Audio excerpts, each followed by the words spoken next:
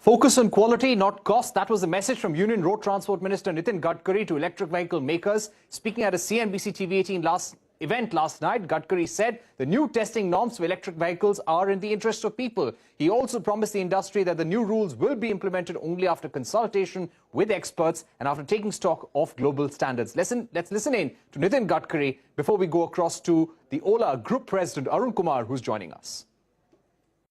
These testing norms, they are actually for the people interest.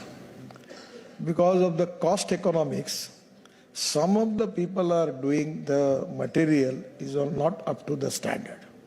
So by concerning the engineering faculty, IITs and other people, our expert committee, international standards, on the basis of that, we have fixed up the norms. I feel that it is in the interest of the industry that they should be quality-centric, not cost-centric. All right, joining me now to discuss this and more is Arun Kumar, Group President at Ola. Arun, thank you very much for joining us. Let me begin by asking you, will you be able to comply with this new timeline? We had also heard from the industry that certain aspects of these new testing norms are very difficult to implement for EV companies, and that may actually require them to set up a different unit, a separate capacity for testing those vehicles. Do you feel these new timelines are now realistic? This is such a very important and progressive step taken by the Government of India that not only should we be appreciative of all the efforts that have gone in bringing these changes to the 156 standard, but also I think as a responsible citizen, we should work very closely with MORTH, the Honorable Minister Nitin Gadkari and the Government of India to ensure that we speedily implement all the changes that have been brought up. I think from our perspective and the industry perspective, we would imagine that these are fair timelines, because if you see what the government has done, they have broken it into 3 sets of timeline phases in terms of implementation. Some of them are effective immediately, the other is a December timeline, and third is a March timeline. What this does is this really puts the EV industry in the forefront of the whole effort of the Government of India from the big picture of carbon neutrality and our own commitments globally, and ensure that there's speedy adoption while removing the anxiety of safety and quality in the minds of the customers. So we really welcome this step wholeheartedly and believe that the industry should be able to adhere to the timelines set by the government. All right. So you're saying that Ola will be able to comply with these new guidelines and the timelines as well. But let me also ask you about the probe that had been undertaken by the high-level committee set up by the Road Transport Ministry. There were at least 9 instances of fires in electric vehicles. There were companies like Ola, Pure EV, Jitendra EV, which were in Okinawa as well, which were the subject of that probe. And there were lapses found in the manufacturing processes, in the safety and testing processes at the level of the manufacturers. Give us a sense of the kind of quality checks, testing standards that you've increased at your own level in order to avoid such incidents in future. Yes, I think the probes are a very useful part of the government mechanism. We were subject to it, the Tatas were subject to it, many of the other EV companies were subject to it, and really, in the EV industry, there's a very, very wide range of players, and the new standards that have been introduced are absolutely essential, which has come as a result of all those studies done by the government. At the higher end of the quality of EV vehicles being produced in this country, and I would add that vehicles produced, for example, by us, are absolutely world standards. On the other end, there are very, very cheap Chinese imports, be it the whole vehicle parts and or for that matter, the BMSs or cells or even battery packs. Luckily for leading players like ours, we are deep in technology and we manufacture everything at very modern plants in the country. So the point is that a wide spectrum of players in the industry, and it's essential that the government came out with such norms, which now sort of, in a manner of speaking, create a clear definition or a distinction between the big boys in terms of those who have the technology and who have the responsibility to deliver strongly to the consumers.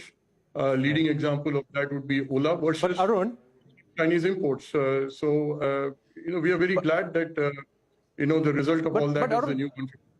tell us about the changes that you brought in your own safety mechanisms as a result of that probe and the recommendations from the probe committee.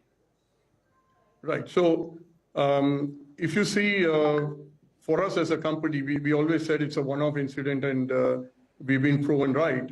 And, while I speak on behalf of the industry that, yes, we can implement in those timelines. However, to your specific question, the very fact that we as a company individually have the depth in our technology stack and our future factory to adhere to what you described at the beginning of this program as extremely difficult timelines is testament to the fact that we already have a high technology and a high safety battery pack and a vehicle.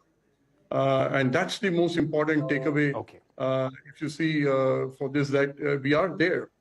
And we are glad that it's been recognized in the latest set of 156, and that kind of always backs what we have been assuring to all of you and the customers, that our battery packs and standards and manufacture are one of the highest, if not the best in the world. One simple example I will give you is Arun, the need for... Yes. Arun, we're running out of time. I want to put in 2-3 quick questions to you. Since April, we have been seeing a steep decline in sales of Ola Electric. From some 12,000 or 13,000, it came down to 3,400 or 3,500 in the month of August. Why is this happening? And do you see a strong drop in your booking numbers as well? Have you slashed production as a result? Yeah, I think a very, very easy question to answer. 1st September to 27th September, if you look up the Vahan portal, you'll find that Ola is #1 in terms of volumes, leave alone value. And again, October, we are quite confident of being the #1. So nothing more to answer. We are the #1. So this is because of the new Ola scooter, the mass level scooter that has been brought in the market. We're seeing a big demand for that. But at the same time, the company has introduced discounting for the S1 Pro, for the S1 Pro scooter. And I think the Diwali discount is 10,000 rupees. You've also changed you're looking at changing your retail model as well. So do you think somewhere the decline in sales of the S1 Pro has led to a change in thinking within the company? Absolutely not. First of all, we've been very innovative, the first automobile company in this country, perhaps the world, who does direct-to-customer model, right? And then this model is only being strengthened even further. It's not opening retail stores, but it's about opening experience centers, right? We still don't have dealership, and we don't intend having dealership. It's going to be delivered to your doorstep, and the way to order your vehicle is through the app. So there is no change in strategy. It's sharpening of strategy and enabling experience centers to give you that tall experience. And S1 Pro is selling absolutely in terms of its price band and segment. It is at about 2/3 the market share. S1 Pro is doing its job absolutely fine.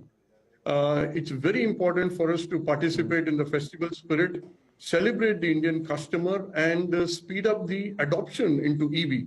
Which is why we've, and the customer needs to experience the best feature and performance in a scooter in this country, perhaps the world. And hence it's a small motivation to try out the S1 Pro. After all, it's a small cost for enabling a lovely customer experience. And you're right, the S1 is driving volumes up. There's a lot more variants in the pipeline. You're going to see a lot more action in the next few months. Right. And the reason why I asked that question about discounting is because right now the EV industry in the two-wheeler segment is not able to meet the market demand. Many EV makers are saying that if they were able to meet the market demand, the conversion rate from electric to ICE would be much greater. At the same time, my last question, I've completely run out of time. How much of the September sales, Arun, are from the Ola S1, the mass market scooter, and how much are they from the S1 Pro, the premium scooter? Well, that's sort of internal information, but if I just give you the last 3 days of orders, literally we have more orders for S1 Pro going off the roof versus the S1, but we're just struggling with the orders and keeping up with the production. So we are absolutely overflowing with orders. Right. We've run out of time, but thank you very much, Arun Kumar, for joining us on Newscentre, giving us your view on the new EV testing norms and how Ola will be complying with them as well. With that, it's a wrap on this edition of Newscentre. Thank you for watching. Stay tuned to CNBC-TV18 for more updates.